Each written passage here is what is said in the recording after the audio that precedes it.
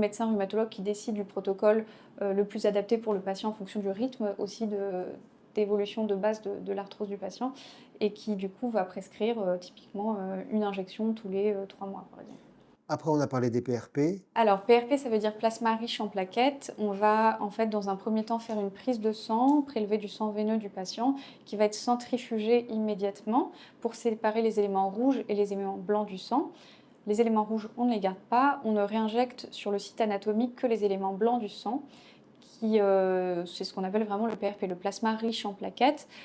Pourquoi? Parce que ça a des vertus anti-inflammatoires, antalgiques et régénérantes qui vont du coup permettre de soulager les douleurs liées à de la tendinopathie, notamment fissuraire, ou de freiner l'évolution de l'usure du cartilage.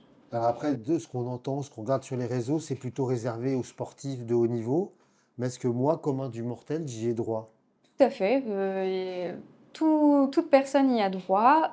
C'est notamment, une bonne idée chez des patients qui ont déjà de base des articulations ou des tendons très fragiles et qui sont arrivés un petit peu au bout de ce que les corticoïdes peuvent offrir. Donc tout à D'accord. fait, c'est pas que les sportifs. Est-ce qu'il est possible qu'au moment où on m'envoie te voir, tu fasses une ponction et une injection, et dans quel contexte? Parce que c'est ma dernière question. D'accord. Oui, c'est tout à fait possible, notamment, dans le cadre des arthroses de genoux en poussée congestive avec beaucoup d'épanchements.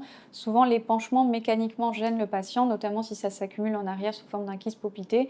Donc on va pouvoir vider, une fois qu'on a pénétré l'articulation, on va pouvoir vider le liquide pour soulager immédiatement la tension, du patient et injecter le corticoïde à la fin pour éviter que le liquide ne se reconstitue.